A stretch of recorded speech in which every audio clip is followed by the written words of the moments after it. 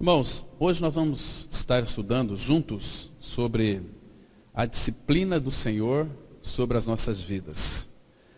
É um tema contundente, é um tema que nós precisamos analisar diante do Senhor, porque ele vai tratar de um assunto que concerne ao nosso dia a dia, o nosso caminhar com o Senhor, onde muitas vezes ele vai aplicar a vara dele sobre as nossas vidas, né? A disciplina. O Senhor, existem muitas maneiras que ele nos disciplina, e ele sempre vai nos disciplinar com duas coisas: com o seu amor, porque ele nos ama, ele disciplina, e vai nos disciplinar para aproveitamento, para que então nós sejamos participantes da sua santidade. Essa é a finalidade da disciplina do Senhor sobre as nossas vidas. Vamos ler a palavra de Deus em Hebreus, capítulo 12, apenas o versículo 8.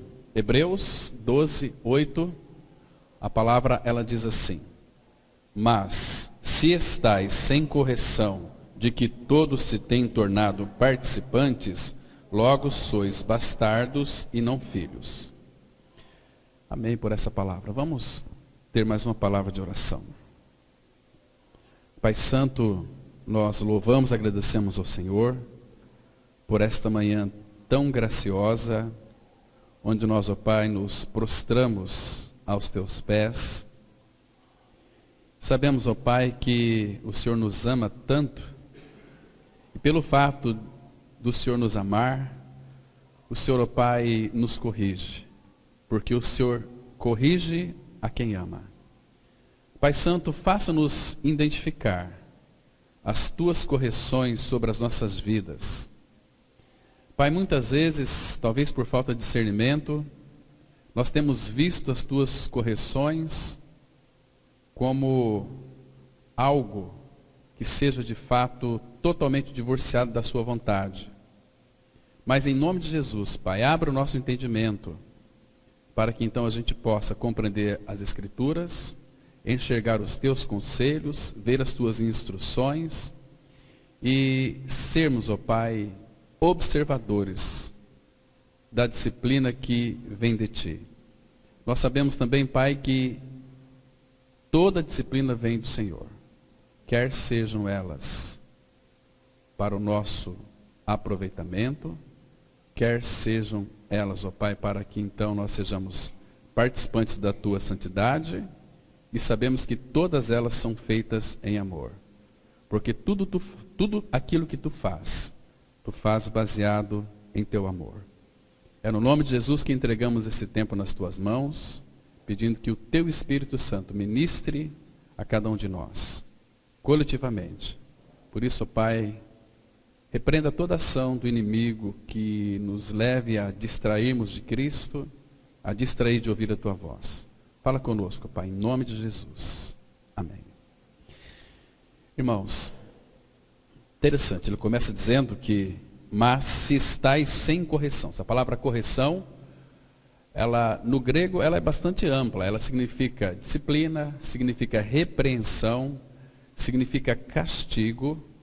Quando nós encontramos com a palavra castigo, nunca interprete como um castigo do Senhor, mas sempre como uma disciplina amorosa do Senhor sobre a sua vida. E Ele o faz. Se somos filhos de Deus, e o requisito para então nós estarmos sob a disciplina do Senhor é sermos filhos de Deus. Porque Deus não vai disciplinar aquilo que de fato não são seus filhos. A disciplina é para filhos. Por exemplo, você que é pai, você tem filhos ou já teve filhos menores, você os disciplinava. Mas você nunca pôde disciplinar o filho do seu vizinho, porque não é seu filho. Assim também é com o nosso Pai Celestial. Ele não vai disciplinar aquele que não é filho dele.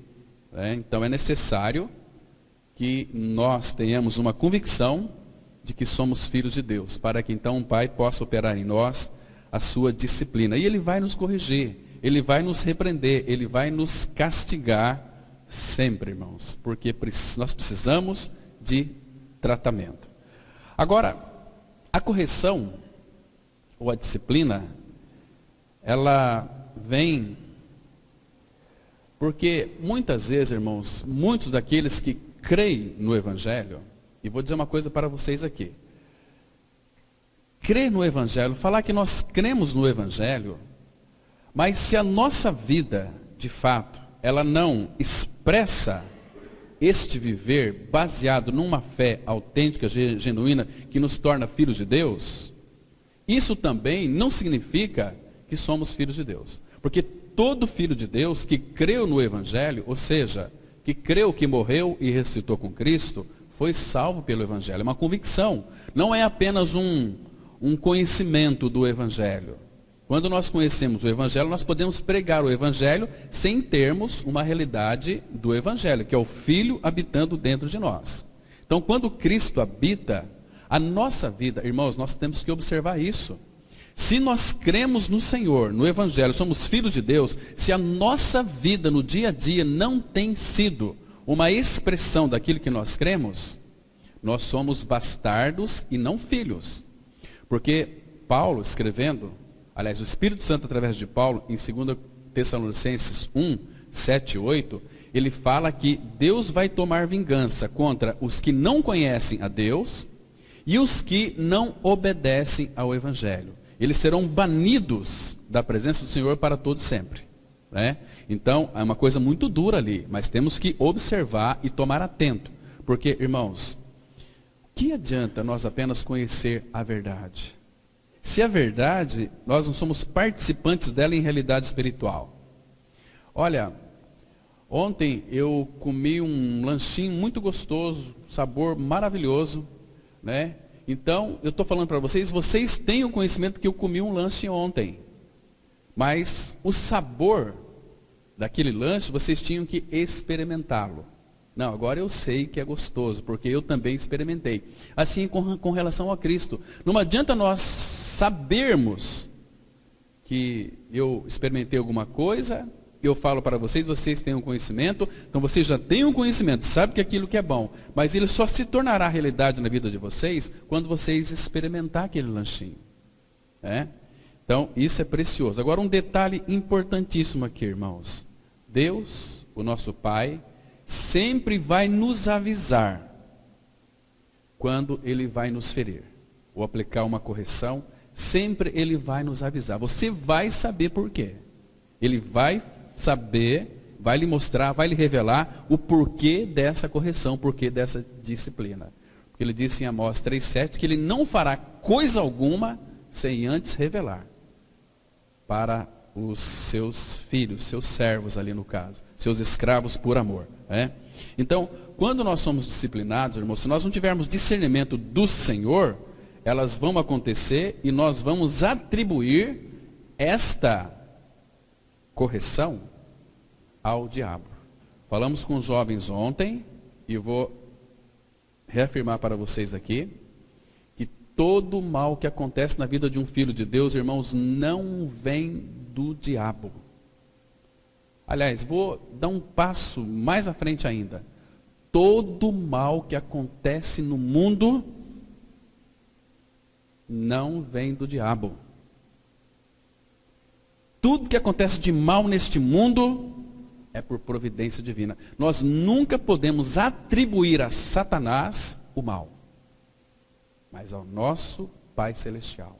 Ele cria o mal, ainda que ele use o seu instrumento, Satanás, para executar o mal. Ele fez isso na vida de Jó. Mas nunca podemos colocar Satanás acima de Deus.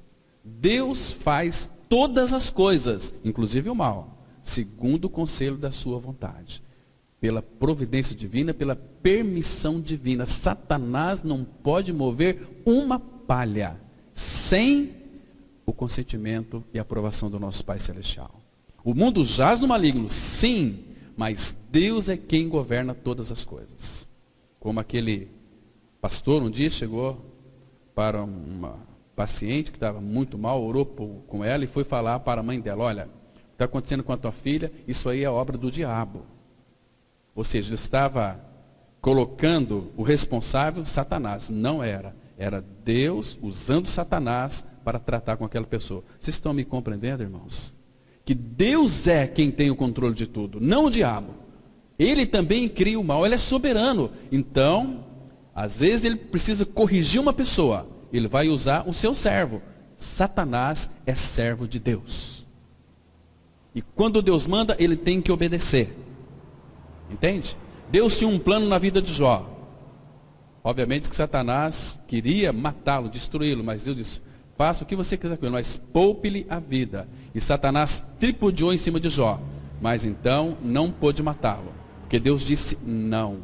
Irmãos, Deus coloca limite no diabo. Ele fala para não tocar nos filhos de Deus. Embora muitas vezes Deus permite que ele lance os seus dardos em nós, para nos corrigir. Deus usa o diabo para nos corrigir. Mas nunca podemos atribuir nenhum mal a Satanás. Porque então nós estamos dizendo o seguinte, Deus não é soberano, é o diabo que fez. Ele não pode fazer nada se Deus não permitir. Então, que isso fique claro para os irmãos. Porque, irmãos, senão aquela palavra de Provérbios 3,6 não faria sentido. Para nós reconhecermos o Senhor em todos os nossos caminhos, para que Ele então endireitará as nossas veredas. Talvez você pode perguntar, mas esses tsunamis, será que foi Deus que fez isso? Foi. Outros falam assim, não, esses tsunamis são porque os homens estão desmatando muitas coisas, eles vêm os ventos. Mentira. Deus tem o controle de toda a natureza, de todo o vento, de toda a tempestade. Mas por que que isso acontece?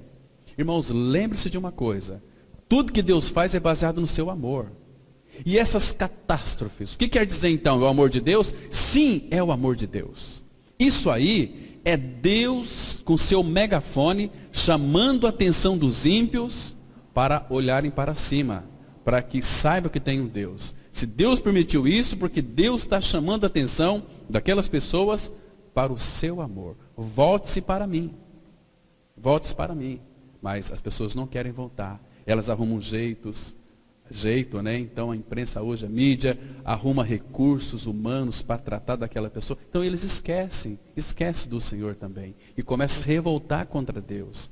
Se eles se voltassem para o Senhor, clamando a sua misericórdia, clamando o seu amor, revelação de Cristo, Deus os salvaria. Com certeza. Mas não querem. Então o que Deus mais pode fazer, irmãos? Para chamar a atenção desse povo, dos ímpios. Agora, conosco é diferente. Nós temos um coração rebelde, nós temos um coração que tem uma tendência a desviar-se dele. Quando nós, então, cremos no Senhor, não temos compromisso com Ele, a vara do Senhor, ela vai nos atingir, vai nos alcançar. Ele vai nos disciplinar, porque Deus é um Deus que, de fato, Ele ama. Então, irmãos, Deus, Ele não esfregaria da maneira tão forte se não fosse para Ele eliminar toda aquela sujeira, toda aquela mancha, toda aquela imundícia que há em nós, que precisa ser removida ainda. Então Ele tem que esfregar muito duro ainda para sair essas coisas, essas purificações, porque nós somos rebeldes. Nós temos a tendência sempre de desviar do Senhor, irmãos. Nós poderíamos evitar muitos e muitos sofrimentos respondendo ao Senhor, vivendo uma vida de santidade diante dEle, pedindo para que Ele então formasse Cristo em nós. Ele faria isso, e nós evitaríamos muito sofrimento sobre as nossas vidas. Mas porque nós temos um coração endurecido, nós não temos responsabilidade com Ele, não temos compromisso com Ele, nós vivemos uma vida desordenada, do jeito que a gente quer, então Ele vai nos corrigir. Então, quando Ele nos corrige, muitos, infelizmente, têm atribuído isto como obra maligna do mal. Que erro, irmãos. Não estão vendo a mão disciplinadora do Pai sobre as suas vidas. Isso é muito triste. Vocês se lembram? O Atmani, ele ministrava num grupo de pessoas e ao mesmo tempo ele queria escrever uns livros. Então o Senhor permitiu que uns irmãos passassem em frente à casa dele e visse ele lá com uma mulher. Depois falou lá na congregação, olha, o irmão Atmani estava com uma mulher na casa dele. E ele chegou para pregar, disse o seguinte: ó, Maria, você não vai pregar mais, vai para o banco. E ele ficou lá durante 7 anos, sentado no banco. E naqueles 7 anos, ele ficou calado. Ele ia ouvir a palavra, ele orava, nunca questionou nada por quê. Antes de vir para cá, eu estava dando uma olhada na sua biografia. Escreveu 3 livros, 4 livros preciosos. O Homem Espiritual 1, 2, 3 e O Poder Latente da Alma. Aí concluiu aquela obra, aí o irmão falou: olha, você sabe por que você está sentado aí? Não, eu não sei, nunca ninguém falou nada para mim. É que pegaram você na sua casa com uma mulher. Não, aquela mulher era minha mãe, ela estava tirando espinha da minha face. Mas por que você não falou? Nunca ninguém perguntou para mim. Ficou calado. Agora, irmãos, quando nós somos tirados de uma situação, nós já escoiciamos, nós já queremos dar gritos, murmuramos, reclamamos, fazemos uma série de coisas. E outra coisa, irmãos, somos filhos de Deus, em Cristo Jesus. Morremos, ressuscitamos com Cristo. Cuidado com uma coisa chamada murmuração e reclamação. Você sabe que uma das grandes definições de murmuração, quando nós murmuramos sobre qualquer coisa, sabe o que nós estamos dizendo para Deus? Deus, você está errado. Você está errado. Nós queremos ser professor de Deus. E aí a vara vai comer nas nossas costas. Porque Ele nos ama e precisa nos corrigir, irmãos. Nós vemos hoje muitos prosélitos, Pessoas que se tornaram religiosas, adeptas de uma religião, defendem uma ideologia religiosa, buscam uma adoração, como que aquele eunuco ia para Jerusalém adorar, não sabe quem que ele ia adorar, diz que ia adorar a Deus, como muitos hoje estão adorando a Deus, mas sem ter uma visão clara e adequada. São pessoas que não têm compromisso com o Senhor, não vai ter compromisso com a igreja, porque, irmãos, se nós não estamos no corpo de Cristo, nós não somos igreja. Ninguém consegue viver cristianismo individualmente, sozinho, isolado. Isso aqui, irmãos, é que Satanás já iludiu essas pessoas. A gente vai ver depois aqui na correção um perigo que é isso. É perigoso demais estarmos fora da centralidade de Cristo. E quem está em Cristo faz parte do seu corpo. Estão me compreendendo aqui, irmãos? Porque todos os que creram estavam juntos e tinham tudo em comum. Irmãos, eu louvo a Deus, porque estamos vivendo os últimos dias e é tempo de apostasia, onde as pessoas viram as costas para a palavra e elas querem religião, elas querem sentir os eflúvios transcendentes da sua alma. Elas estão buscando alguma coisa, Cristo e algo mais. Que tristeza, que lástima. E depois nós vamos ver aqui que correção dura o Senhor vai então infligir para essas pessoas. Correção terrível. Irmãos, nós não estamos percebendo o grave mal de perto ainda. Se o Espírito Santo de Deus revelasse de fato o que significa virar as costas para a palavra. Então, irmãos, o Pai Celestial, Ele não tem filhos mimados. Ele os ama demais para permitir que eles sejam tão mimados. O Pai não tem filhos mimados. O Pai não mima ninguém. O Pai não fica com agradinho com o filhinho dele, não. Você está orando muito? Você está lendo muito a Bíblia? Então eu vou... Não, claro que não. Ele quer, de fato, que nós sejamos homens e mulheres maduros, que olhamos para Cristo, que sejamos ajudadores uns dos outros, que suportamos as deficiências uns dos outros. Porque, irmãos, os prosélitos não têm identidade cristã, não fazem parte do corpo de Cristo, não é a vida da igreja. Hoje eles estão numa comunidade, amanhã estão em outra, depois amanhã estão em outra, estão totalmente perdidos. Então eles têm um lenitivo psicológico de que, eu me sinto tão bem no culto, hoje eu ouvi a palavra, hoje Deus falou comigo, e não passa disso, meus irmãos. Não tem uma praticidade autêntica e genuína. Então tem duas correções. Se for filho, vai ser corrigido para que entre nos trilhos. Mas se não for filho, a correção também do Senhor é muito dura. Que eles serão banidos da face do Senhor para todo o sempre. Então isso aqui é muito perigoso. Porque, irmãos, as pessoas, todo ímpio, ele não permanece na congregação dos justos. Isso está tão claro na palavra em muitos textos. Um que é muito conhecido no Salmo. Abra lá a sua Bíblia, no Salmo 1. Vamos ler aqui o versículo 4 e 5. Salmos 1, os versículos 4 e 5, ele é interessantíssimo, irmãos. Eu creio que isso aqui seja uma forma de enxotar. A palavra fala assim, Salmos 1, os versículos 4 e 5. Algumas Bíblias vai aparecer perverso, outras ímpios, mas são a mesma coisa, né? Pessoas que de fato têm uma certa simpatia pelo Evangelho, mas eles não permanecem. A palavra fala assim, os ímpios não são assim, são porém como a palha que o vento dispersa. Essa palha que o vento dispersa, o que isso significa? Eles vão para qualquer lugar que seja interessante. Não, se é bom lá, então acho que eu vou lá agora, quero ver como é que é, né? Então, não tem uma identidade cristã, não vive uma vida de corpo. Então, o vento dispersa para lá, dispersa para cá, não tem nenhuma realidade, né?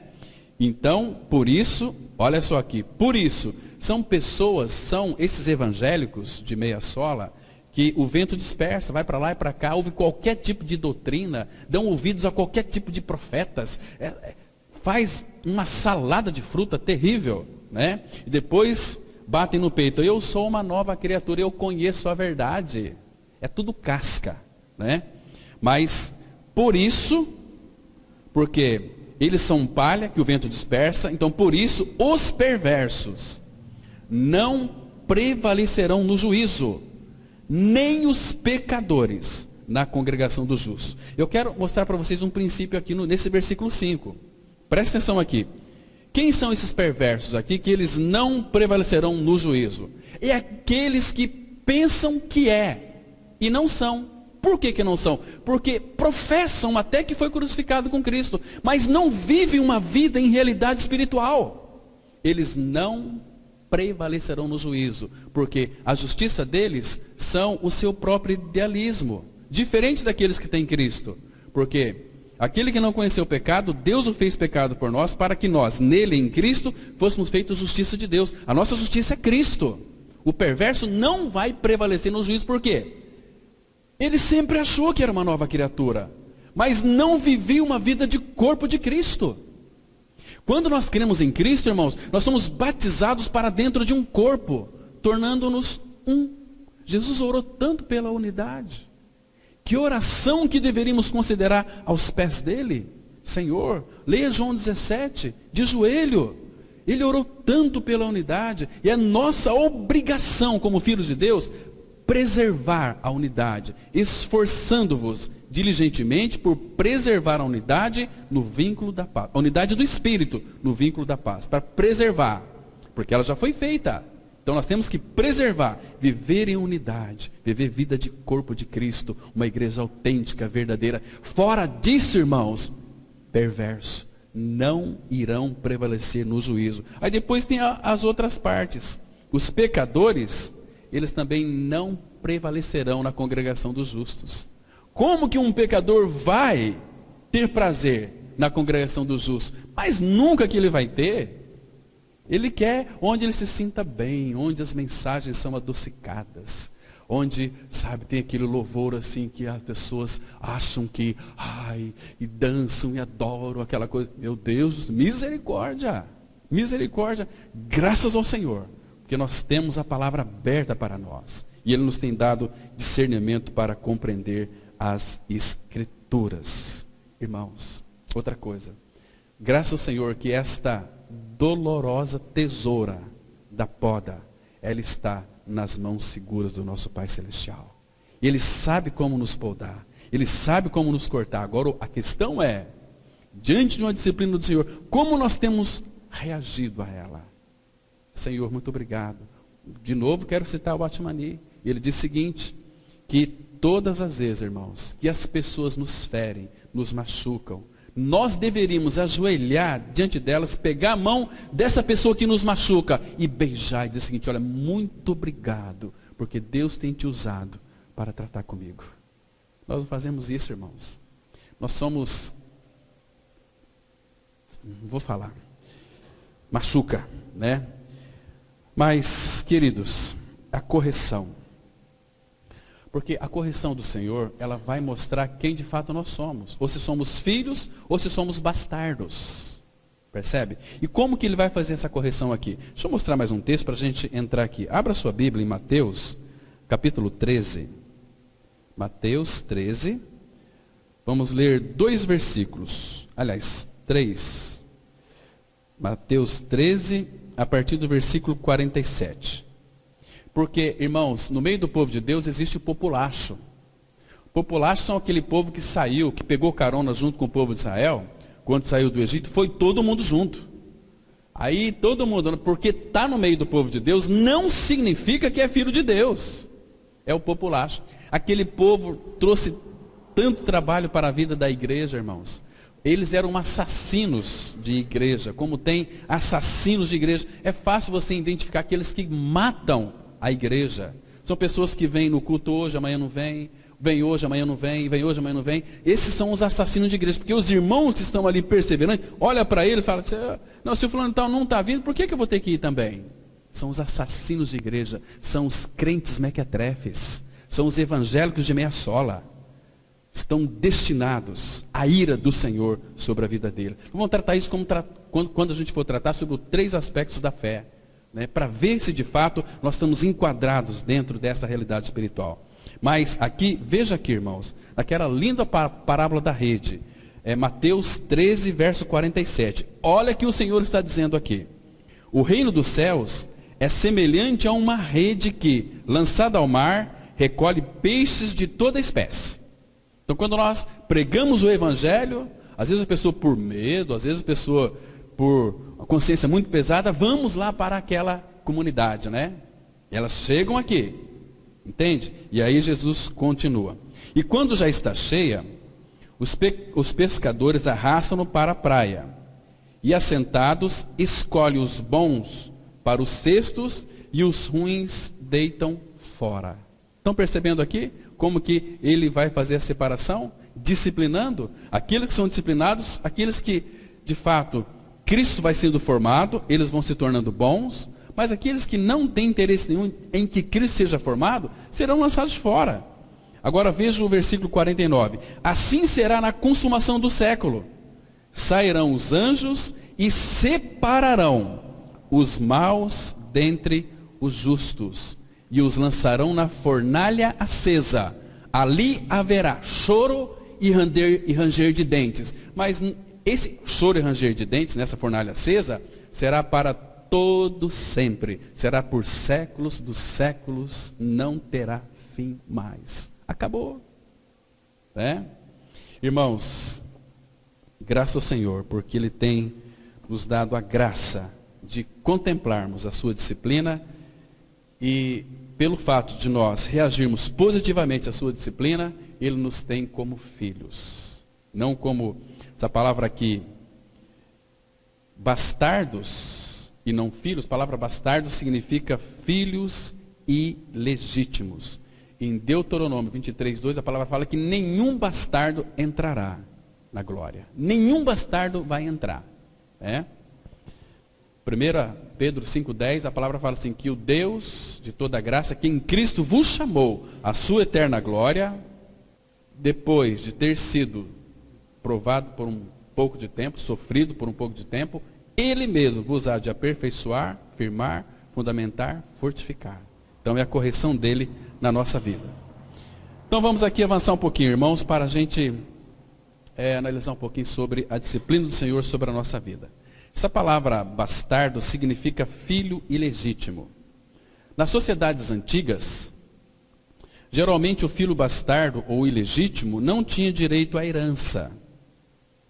Para lembrar os irmãos de que o castigo ou a disciplina é uma parte do relacionamento que implica em amor, e ele também descreve este relacionamento por meio da analogia do pai e do filho.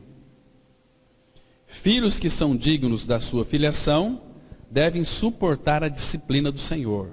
Às vezes não compreendemos o castigo, mas ainda assim temos de aceitá-lo e suportá-lo como parte de nossa educação. Por meio dele, do castigo, da disciplina, da correção, somos reconhecidos como filhos verdadeiros e não filhos espúrios. Estão percebendo por que a disciplina é tão necessária? Os filhos de Deus atualmente estão muito distraídos de Cristo e estão perdendo o seu primeiro amor, o amor do entusiasmo pelo Senhor Jesus e por sua palavra. Não querem mais a palavra. Não querem mais a palavra, né? E a palavra de Deus vai dizer o seguinte, Jeremias 13:10, este povo maligno, que se recusa a ouvir as minhas palavras, que caminha segundo a dureza do seu coração e anda após outros deuses para os servir e adorar, será tal como este cinto que para nada presta. Irmãos, quem que é o povo maligno? Este povo que se recusa a ouvir a minha palavra. Irmãos, não existe outro caminho para ser filho de Deus a não ser pela nossa identificação com Cristo, pela nossa união com Cristo em sua morte e ressurreição. Infelizmente, irmãos, nestes últimos dias, essa mensagem, ela está se perdendo nos púlpitos evangélicos. O povo de Deus estão colocando acessórios para não perder aqueles que ali frequentam aquela comunidade. Porque vai perder dízimo, vai perder seus status, vai perder uma série de coisas, né? Então eles começam a colocar tudo. Ameaças, uma série de coisas, e as pessoas ficam ali presas, uma adoração, né, onde as luzes piscam, acende luzes escuras, aquelas coisas, e ali é a presença de Deus. Irmãos, nada disso tem a ver com a palavra. O Senhor precisa nos corrigir. Irmãos, o teu anelo é pelo Senhor. Se você é filho de Deus, você não irá se contentar com mensagens que não levem-nos à centralidade de Cristo. Cristo muito pouco tem sido falado nos púlpitos. Muito pouco. Esquecendo do Senhor. Né? Quanto mais a obra da cruz, então, que você foi crucificado com Cristo, que você morreu com Cristo, que você ressuscitou com Cristo, que Cristo é a sua vida. Irmãos, essa mensagem tem se acabado. Isso indica que o Senhor está às portas. Porque aqueles que são do Senhor, irmãos, veja o que está acontecendo a nível de Brasil. Toda a igreja do Senhor tem sido separada para Ele. Os irmãos estão crescendo em maturidade espiritual. Para quê? Para quê, irmãos? Para a volta de Cristo. Que maravilha que é isso, irmãos. Que precioso que é isso. Graças ao Senhor por aqueles que de fato amam a palavra de Deus. João 8,47, a palavra de Deus, ela diz assim, que todos os filhos de Deus têm prazer em ouvir a palavra de Deus. Agora, abra lá em João, 1 João, capítulo 4, versículo 6. Primeira carta do apóstolo João, capítulo 4, vamos ler apenas o versículo 6. Olha que preciosa exortação nós temos aqui, irmãos. 1 João 4, 6, a Bíblia diz assim, nós somos de Deus. Aquele que conhece a Deus nos ouve. Aquele que não é da parte de Deus não nos ouve. E agora ele fala assim, nisto reconhecemos o espírito da verdade e o espírito do erro. Irmãos, agora eu quero falar uma coisa muito importante, eu gostaria que você não se esquecesse. O espírito do erro. Então, aquele que é de Deus nos ouve, tem prazer em ouvir a palavra de Deus. Agora, nisto nós reconhecemos o espírito da verdade e o espírito do erro. Vocês se lembram, irmãos, que 1 Tessalonicenses capítulo 2, versículo de 8 até 12, queria que vocês acompanhassem, que vale a pena ler esse texto aqui. Quero mostrar para os irmãos aqui um princípio muito interessante. Uma palavra aqui de uma exortação tremenda, que muitos estão aí brincando, não levando a sério. Mas a Bíblia diz assim, 2 Tessalonicenses 2, de 9 a 12. Olha o que a Bíblia diz. Ora, o aparecimento do iníquo é segundo a eficácia de Satanás, com todo o poder e sinais e prodígios da mentira. O que nós estamos vendo hoje? O que o povo está procurando hoje? Sinais e prodígios e curas e milagres, etc. Né? E com todo o engano de injustiça aos que perecem. Por quê? Porque não acolheram o amor da verdade para serem salvos.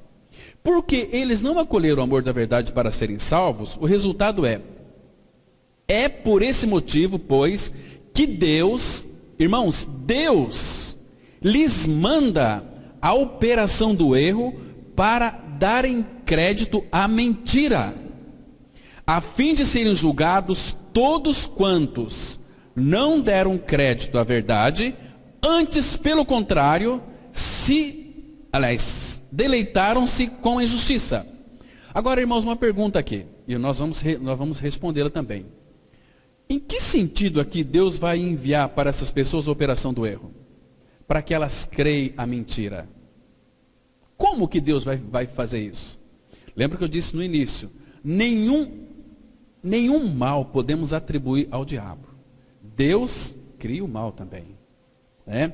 Então é o seguinte, em que sentido isso significa que Deus lhes manda a operação do erro? Será que Deus vai fazer com que a sua mente seja aí toda distorcida? Porque, irmãos, a gente conversa com muitos evangélicos. Irmãos, eu chego em casa e eu choro. Porque eu prego para eles e falo, pastor Cláudio, me falaram que aqui é assim, mas a nossa igreja tem uma doutrina. Aqui eu não tenho certeza da minha salvação. Eu frequento a comunidade já há 15 anos. Conversei com pessoas essa semana, 40 anos dentro de uma igreja evangélica. Se morrer, vai para o inferno.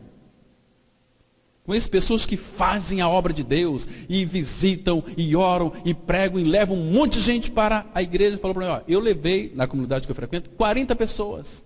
Eu perguntei para essa pessoa, você tem certeza da tua salvação? Eu não tenho. Né? Tem muitas pessoas que começaram a frequentar a comunidade aqui, e acho que elas desanimaram, porque se encantaram com a palavra, e começou a convidar um monte de gente para vir, e não vinham. Né? E por que eles não vêm? Irmãos, porque o inferno inteiro se levanta. Porque aqui vai ouvir a palavra, vai ser liberto, mas não querem. Então, irmãos, quando a pessoa escuta a palavra de Deus, e não acolhe o amor da verdade para ser salvo, Deus manda a operação do erro. Então, ele vai usar quem aqui? Vai usar Satanás. Sabe para quê? Abra em 2 Coríntios 4, versículo 3 e 4, que aqui, olha como que Deus permite a operação do erro para essas pessoas crerem a mentira. Né? Então, porque aquele que conhece a verdade, que creu na verdade, é perseverante na verdade. São perseverantes, são seguidores do Cordeiro por onde quer que ele vá. Né? Não são aí esses títulos de evangélico, títulos de crente, eu pertenço à denominação tal, eu sou da... Não, você é da igreja de Cristo? Eu sou. Então, fale-me da sua experiência. Eu fui batizado, aceitei Jesus. Não, você não é, você pertence à denominação. Denominação não leva ninguém para o céu. É Cristo e a nossa experiência com Ele. Senão, Deus vai mandar a operação do erro. De que maneira? Olha aqui o que Paulo fala no versículo 3 e 4. Mas, se o nosso evangelho ainda está encoberto, é para os que se perdem que está encoberto, nos quais o Deus, aqui letra minúscula, Satanás, o Deus deste século, cegou o entendimento de quem? Dos incrédulos. Para quê? Para que lhes não resplandeça a luz do evangelho, da glória de Cristo, qual é a imagem de Deus. Então, Satanás vai cegar quem? Só os incrédulos. Ouviram, mas não creram. Incrédulo. Então, Deus envia a operação do erro, permitindo que Satanás cegue o coração dessas pessoas, o entendimento dessas pessoas. Que tristeza, irmãos. Que tristeza é isso. Estão me compreendendo aqui? Esse é o real significado. Essa é uma das piores castigos que Deus pode infligir para uma pessoa. Se uma vez que cega, porque ele ouviu e não respondeu, ele sempre vai estar buscando a verdade. a palavra fala, Paulo escrevendo a Timóteo, são pessoas que aprendem sempre, mas nunca podem chegar ao conhecimento da verdade. São evangélicos, são crentes. Estão dentro das igrejas, fazendo a obra, pregando, estribuchando e orando, e revelação de Deus daqui, mas cadê Cristo crucificado habitando no seu interior? Irmãos, isso é uma tragédia, isso é lastimável, né? Mas vamos avançar aqui. Então, uma vida que saiu do controle, só volta a ser controlada através dos processos da disciplina de Deus. Ele nos disciplina porque tem um propósito em mente para a vida daquela pessoa. Ele está procurando por santidade, porque o Pai deseja formar a santidade em nós. Por isso ele nos disciplina. Se você tem convicção do seu novo nascimento em Cristo, e se recusa a dar ouvido à sua palavra, certamente você será açoitado pelo Pai. O Pai vai te bater, o Pai vai te corrigir, né? Olha Hebreus 12:6. Porque o Senhor corrige a quem ama e açoita todo filho a quem recebe. O Senhor, por que Ele vai te corrigir? Porque Ele te ama. Você agora é responsabilidade dEle, né? E Ele açoita todo filho a quem recebe, né? Por isso que eu falei para vocês aqui, cuidado com murmuração, cuidado com reclamação, cuidado com essas tardes, né, tão quentes. Ai, Senhor, mas que calor. Ai, Senhor, que frio. Ai, que chuva. Ai, Senhor, vai ter só ovo frito para nós comer hoje. Ai, Senhor, isso, Senhor. Meu Deus do céu. O Senhor escuta essas orações. E Ele vai corrigir, né? 1 Coríntios 10, 5 e 6, Paulo escrevendo, ele diz o seguinte: olha, vocês olhem para o Antigo Testamento, observem como Deus corrigiu aquele povo. E o que Deus fez com aquele povo, 1 Coríntios 10, 5 e 6, que sirva de exemplo para vocês, para nós. Então leiam a Bíblia, vê o que aconteceu com aquele povo que murmurou. Vamos lá, dar uma olhada bem rapidinho. Números capítulo 14. Números capítulo 14. Vamos dar uma olhadinha em um ponto aqui só, que é muito conhecido, mas não vai dar para a gente ver todos, né? Nem teria condições mesmo. Mas, livro de Números, capítulo 14. Veja aqui o que Deus fez com aquele povo que murmurou. Olha só. Aquela rebelião em massa, né? Que é a sedição. Versículo 1 e 2, a Bíblia diz assim, presta atenção. Números 14, 1 e 2. Levantou-se, pois, toda a congregação e gritou em voz alta. E o povo chorou aquela noite. Todos os filhos de Israel murmuraram não foi contra Deus não, foi contra Moisés e contra Arão. E toda a congregação lhes disse: tomara tivéssemos morrido na terra do Egito, ou mesmo neste deserto. Aqui, o que eles fizeram aqui nesse versículo 2? Eles oraram. Olha a parte D, a parte B. Tomara tivéssemos morrido na terra do Egito, ou mesmo neste deserto. Você acha que Deus ouviu esta oração aqui ou não? Ouviu, sabe por quê? Olha o versículo 28 aqui, desse mesmo capítulo. Diz-lhes: por minha vida, diz o Senhor, que como falaste aos meus ouvidos, assim farei a vós outros. E os corpos deles ficaram prostrados no deserto. Mas, irmãos, olha agora o versículo 9. Versículo 9. Números 14, 9. Tão somente não sejais rebeldes contra o Senhor, e não temais o povo dessa terra, lá de Canaã, que tinha os gigantes, porque Deus havia prometido dar a eles. Eles tinham que crer naquilo que Deus disse, mas eles eram covardes, eles não creram. Porquanto, como pão, os podemos devorar. Retirou-se deles o seu amparo. O Senhor é conosco, não os temais. Apesar disso, toda a congregação disse que os apedrejassem, porém a glória do Senhor apareceu na tenda da congregação a todos os filhos de Israel. Disse o Senhor a Moisés: até quando me provocará este povo? E até quando não crerá em mim, a despeito de todos os sinais que fiz no meio dele. Então, olha a disciplina aqui. Com pestilência o ferirei e o deserdarei, e farei de ti povo maior e mais forte do que este. Irmãos, graças a Deus que estava Moisés ali. E Moisés chegou a um ponto que, como o Senhor disse para Moisés, Moisés, afasta um pouquinho, fica longe que eu vou destruir todo este povo murmurante. Aí Moisés pulou na frente, figura de Cristo. Irmãos, Moisés disse para o Senhor, Senhor, não te esqueças que é teu povo. Se o Senhor for destruir este povo, risca o meu nome do teu livro. Meu Deus. Irmãos, foi isso que Cristo fez por nós na cruz, irmãos. E como que a gente vive uma vida desleixada, uma vida relaxada. A palavra fala, maldito aquele que fizer a obra do Senhor relaxadamente. Ah, nós não conhecemos o Senhor, irmãos.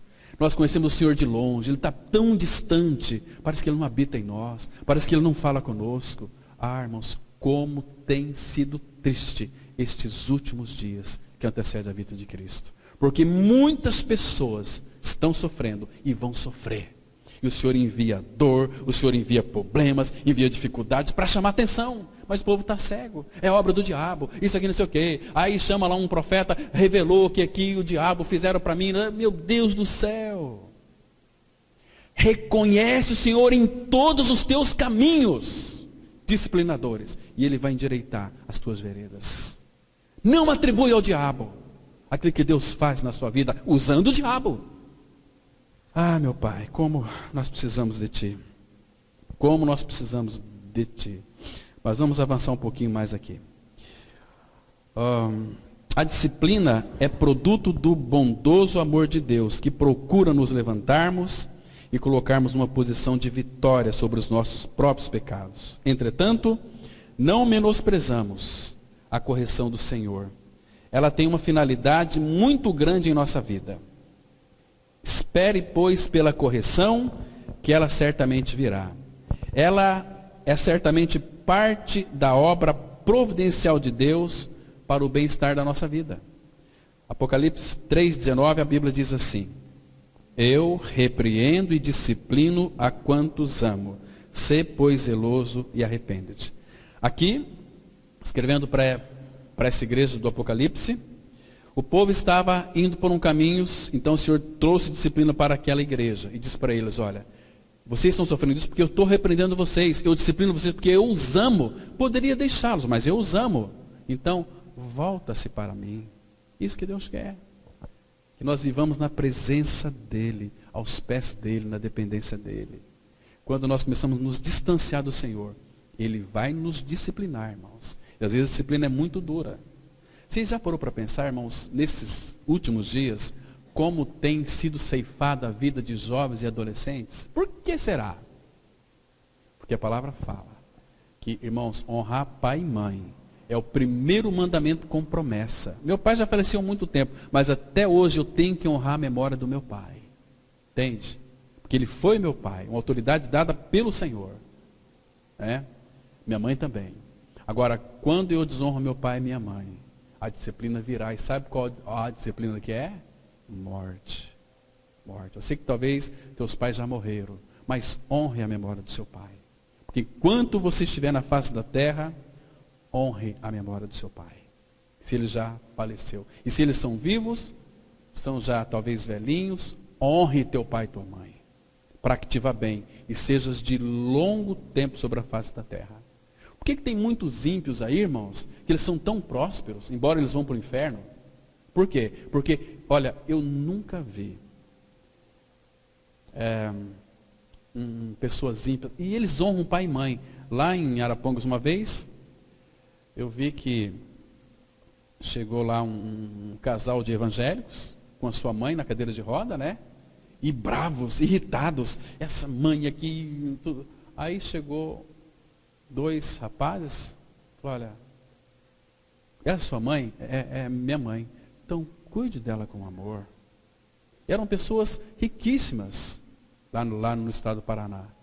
Mas porque eles estavam acompanhando seu pai ali, estavam chorando ali fora, porque o pai tinha sido internado.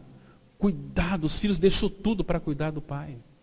Entende? E quando viu aquele tratamento desses evangélicos de meia sola, tratando a mãe daquela forma, falou, olha, cuida da sua mãe com mais carinho. Ela ama vocês. Vocês chateiam muito ela. Vocês vão adoecer mais ela ainda. Meu Deus. Misericórdia. Como temos que aprender com os ímpios, irmãos? São pessoas que parecem que têm mais amor do que nós que temos o amor de Cristo. Ou pelo menos aparentemente parece ter. Né? Ah, como nós precisamos ser tratados pelo Senhor. Então, eu repreendo e disciplino a quantos amo. Se pois zeloso e arrependa-te. Lembra do nosso Senhor, irmãos? Porque sem dor não há vitória. Ele venceu, mas passou por tanta dor.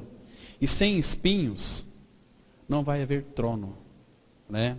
E sem fel não vai haver glória também. Tudo isso que ele passou lá naquela cruz. E sem cruz não há coroa.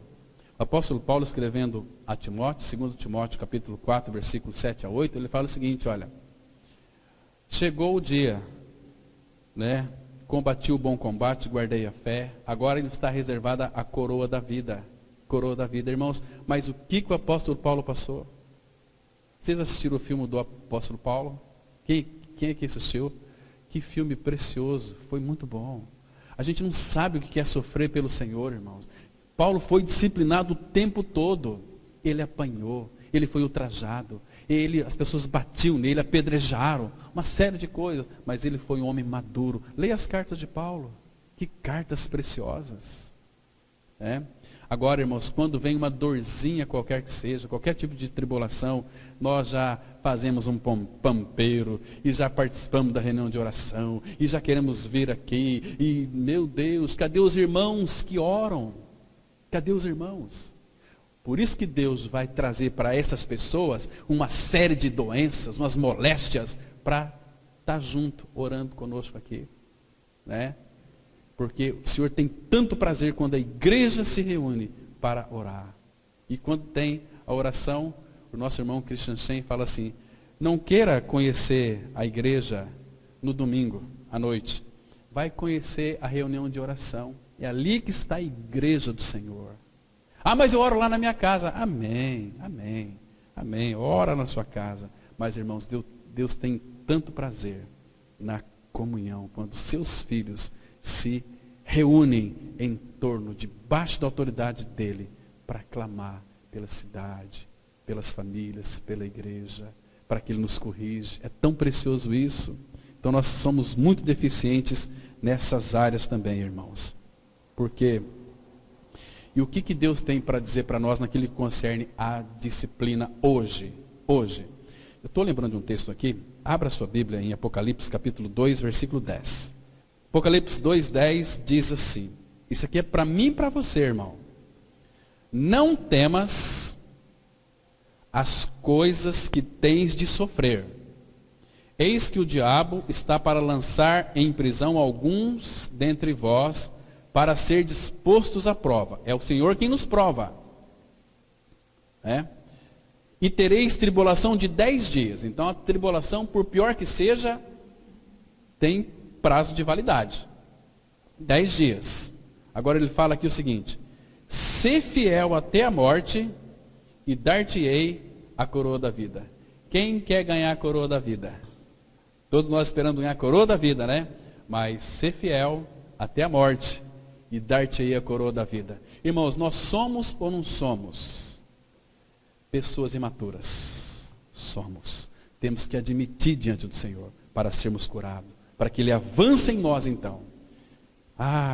Fico pensando, aqueles discípulos, eles colocaram o mundo de cabeça para baixo, e nós que somos mais do que 12, o que estamos fazendo?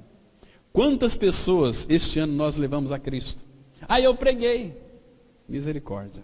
Misericórdia. Então a nossa vida é uma vida muitas vezes infrutífera, né? Outra pergunta, as pessoas estão vendo Cristo em nós, Ele tem sido expresso em nós? Irmãos, quanto campo o Senhor tem que conquistar em nós, irmãos? Nós somos totalmente nosso. Nós vivemos para nós, para a minha família, para o meu trabalho, para as minhas coisas, e o Senhor, depois que você chupou a laranja, o Senhor, o bagaço aqui, toma, se o Senhor quer, eu sou. É assim que nós somos, irmãos. Lembra-te do teu Criador hoje, antes que venham os maus dias, nos quais venha a dizer, não tenho neles contentamento. O tempo é hoje, o tempo para sermos despertados é hoje. Vamos avançar. Se não existe disciplina, é sinal de que não há a relação entre pai e filhos, mas somente entre um chefe de família e um bastardo. Um bastardo faz o que quer e o chefe de família não lhe aplica disciplina alguma, porque não tem as prerrogativas de pai sobre ele. Se alguém no meio do povo de Deus vive em pecado, mas permanece sem disciplina, é um sinal de que não pertence à família de Deus, embora viva no meio dela. Está entendendo? Você viver no meio do povo de Deus não significa que você é filho. Você tem sido disciplinado pelo Senhor? Ele tem lhe disciplinado? Irmãos, nós queremos uma vida confortável. Uma vida próspera, né? Uma vida de gente gordos. E de gordas também, para não usar aqui o preconceito, né? Nós queremos uma vida tranquila, meus irmãos. Se alguém no meio do povo de Deus vive em pecado, permanece sem disciplina, avalie a sua salvação. Se você de fato é filho ou se você é um bastardo. A disciplina é o que acontece quando o nosso Pai amoroso intervém para nos desviar de nossa procura destrutiva e infrutífera. Deuteronômio 8,5, a palavra fala assim: sabe, pois, no teu coração, que como um homem disciplina seu filho, assim te disciplina o Senhor teu Deus. Sabe, porém, isto. Assim, mas para saber no coração, não é no campo das ideias, no teu coração, que como homem disciplina o seu filho, como homem, porque hoje nós temos mais, irmãos, são pais, uns pais idiotas, uns pais que não disciplinam seus filhos, um pai que os filhos fazem o que eles querem, não disciplina. Sabe por quê? Porque não ama seus filhos, porque são, como Pedro fez com Jesus, quando Jesus disse que ia para a cruz, Pedro, Senhor, isso não vai te acontecer, arreda para trás de mim, Satanás. Então, quando um pai, ele não tem autocomiseração, ele vai corrigir seu filho porque ama. Agora, quando o pai é um bastardo, ele não vai corrigir seu filho, porque ele tem autocomiseração. Ai, eu apanhei muito do meu pai, então vou bater no meu filhinho, na minha filhinha, para quê? Não, preciso de corrigir. Senão, esse filho, essa filha vai virar um monstro, uma monstra.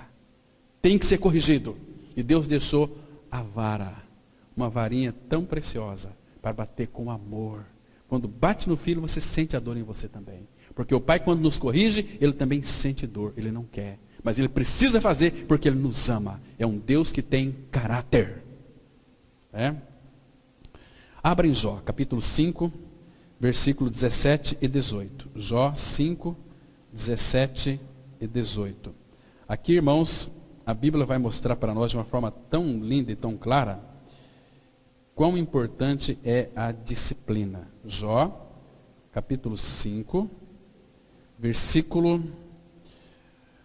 17 e 18. Presta atenção, olha o que a Bíblia diz, a palavra de Deus está dizendo, assim, olha, bem-aventurado é muito feliz, profundamente feliz, é o homem a quem Deus disciplina, esse é feliz. Não desprezes, pois, a disciplina do Todo-Poderoso, porque Ele faz a ferida, e Ele mesmo a ata. Ele fere, e as suas mãos curam.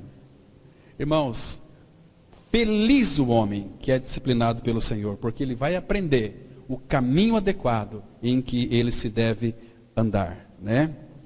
Agora, não menospreze, irmãos, a correção do Senhor. Depois vocês podem ler Provérbios 15, 31 e 32. Que vocês vão verificar ali sobre a questão que ela faz tão bem para a nossa alma, a disciplina, irmãos. Como faz bem. Temos aqui algo muito sério, isto é, Deus é sério. E Ele é sério porque é santo. Devemos conhecer Deus em sua seriedade e santidade. Quando conhecemos a seriedade de Deus, seremos mais sóbrios em nossa conduta. Sempre que perdemos a sobriedade de alguma maneira, afetamos a santidade do Senhor. Há uma razão clara na disciplina de Deus. ela visa nos livrar da condenação que há de vir sobre o mundo. Nosso Pai nos disciplina para que não caiamos na condenação que o mundo receberá. Uma grande lição que nós aprendemos com essa disciplina de Deus é que ela preserva a nossa salvação. 1 Coríntios 11:32, a Bíblia diz assim: mas, quando julgados, somos disciplinados pelo Senhor para não sermos condenados com o mundo. Está vendo aqui, irmãos? Que palavra maravilhosa. Então, isso significa que o que o Senhor está dizendo aqui nesse versículo aqui? Porque se nós nos julgássemos a nós mesmos, nós nos avaliássemos a nossa conduta diante do Senhor, não haveria necessidade do Pai nos disciplinar. Mas Ele tem que nos disciplinar para nos adequar, para nós não sermos julgados com o mundo. Estão me compreendendo? Ele fala também lá em Isaías 1:5. Por que ainda havereis de ser feridos, visto que continuais em rebeldia? Ele quer que a gente volta para Ele. Volta para mim, aqui vocês vão ter descanso. Volta para o colo de papai. Eu quero amar vocês, quero orientar vocês, quero que vocês vivam para mim, não para vocês mesmos. Quero que vocês sejam filhos obedientes, filhos que me temem, que reconhecem quem eu sou, o Deus de amor. Para que vocês desfrutem não das coisas minhas, mas desfrutem do meu amor, da minha alegria, da minha graça, das minhas virtudes, dos meus atributos. Mas nós não desejamos isso, irmãos. Por isso que muita gente vive uma vida estrupiada. Por quê? A disciplina do Senhor. O dia que nós reconhecermos e vermos a mão do Pai em todas as coisas, Ele vai nos adequar. E a nossa vida começa a ser uma vida ascensional. Vocação celestial para o Senhor. Uma vida de maturidade, conhecendo Ele. Aí as outras coisas quebradas em nossa vida, Ele vai arrumar tudo, irmãos. Ele vai nos curar. Ele vai nos fazer isso, não vai nos fazer aquilo. Ele vai nos restaurar. Lá no Paraná tinha uma pessoa, em São José do Rio Preto, uma pessoa, mas falava, vocês ficam aí atrás de igreja, vocês são os doentes, vocês são fanáticos. E a esposa dele era uma cristã. Então o que Deus fez? Como que Deus disciplinou aquele homem? Ele teve um AVC, um derrame cerebral.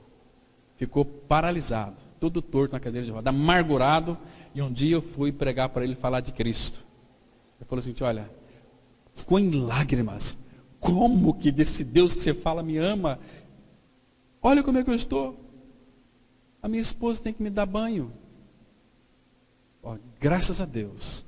Porque Ele permitiu que você tivesse esse derrame. Porque agora você vai reconhecer quem Ele é. E falei do amor de Deus para ele, da obra da graça. E esse homem pôde crer e entender depois que se ele não tivesse coração tão duro, Deus não precisaria levar ele a uma cadeira de roda.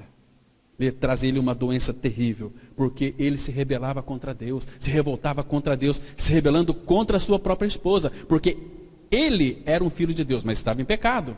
Então ele iria crer, e creu, mas foi preciso Deus, com seu amor, permitir um derrame na vida dele, para que ele então pudesse crer e descansar, e entender toda a disciplina do Pai Celestial.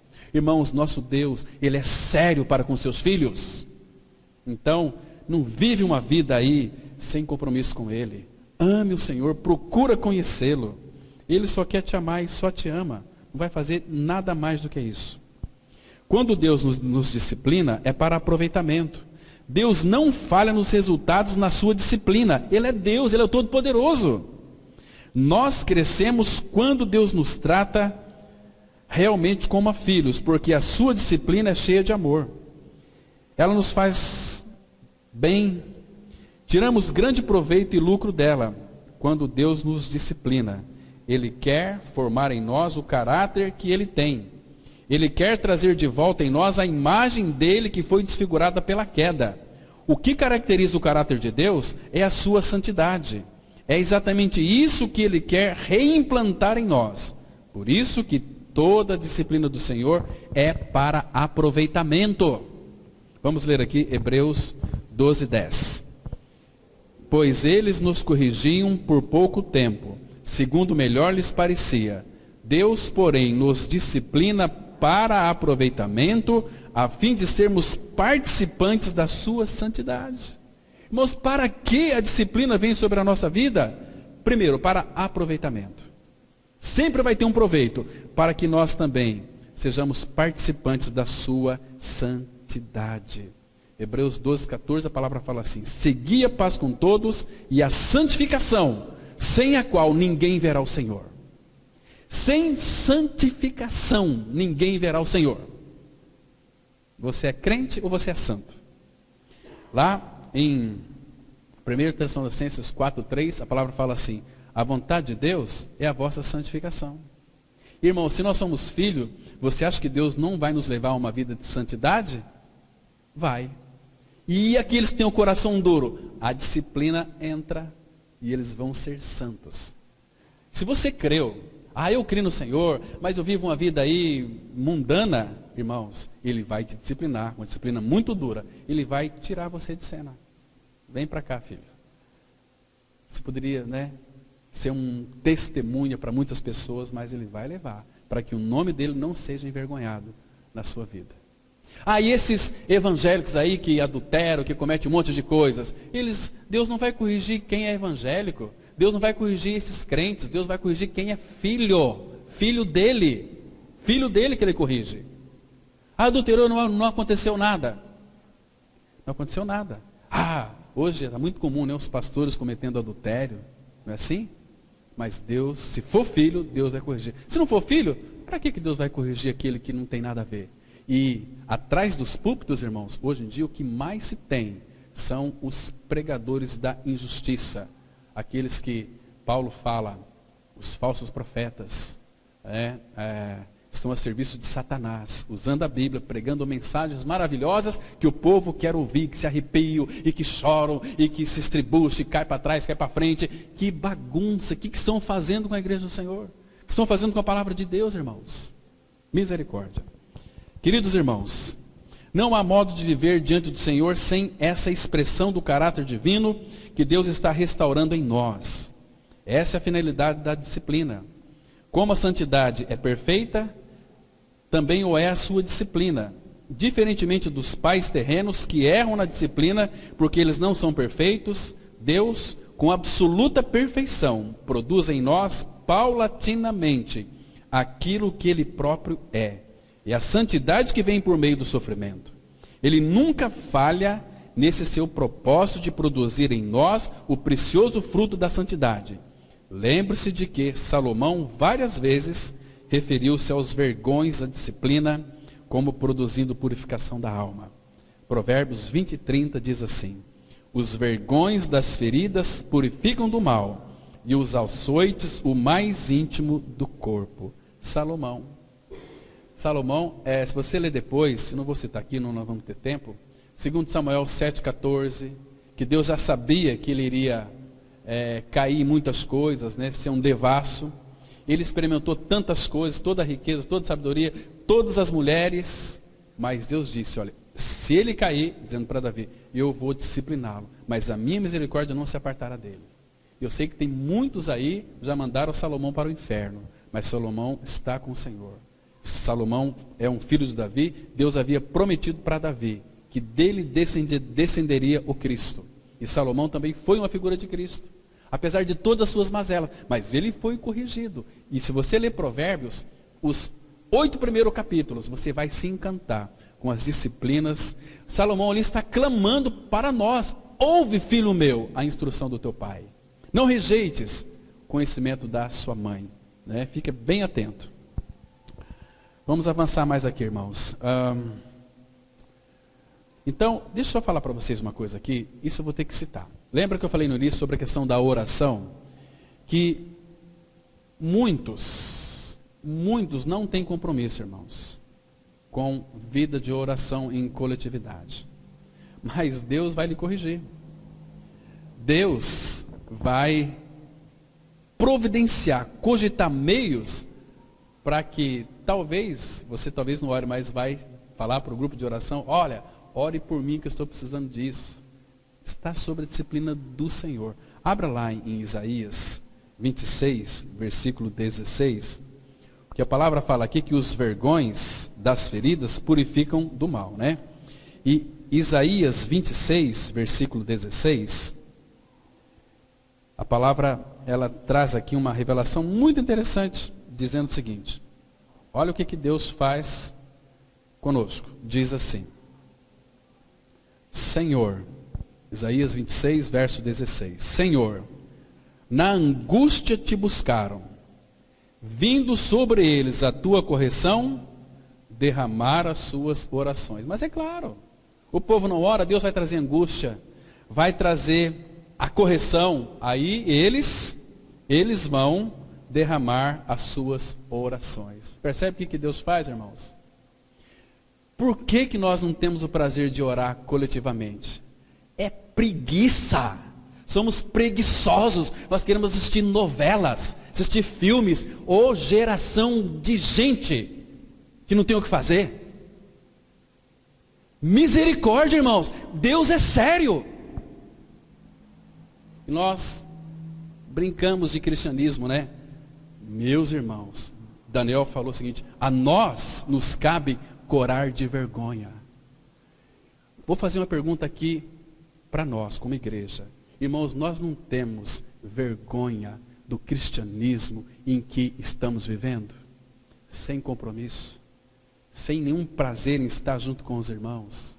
Irmãos, um dia vocês vão entender isso, quando vocês ouvirem a voz dele. Eu não sei Jesus vai dizer duas palavras, para mim e para você. A primeira pode ser essa aqui: apartai-vos de mim, vós praticais a iniquidade, nunca vos conheci. Para onde que você vai? E a outra vai ser assim: vinde benditos de meu Pai, entrai, possui a herança que está preparada desde a fundação do mundo. Qual voz você acha que você vai ouvir, irmãos? Você está contente com o seu cristianismo? Os dias estão se abreviando, está se aproximando. Vamos avançar mais um pouquinho aqui. Embora a disciplina divina seja proveitosa, faça-nos participantes da sua santidade. Produz frutos de justiça, temos de admitir que ela implica sofrimento.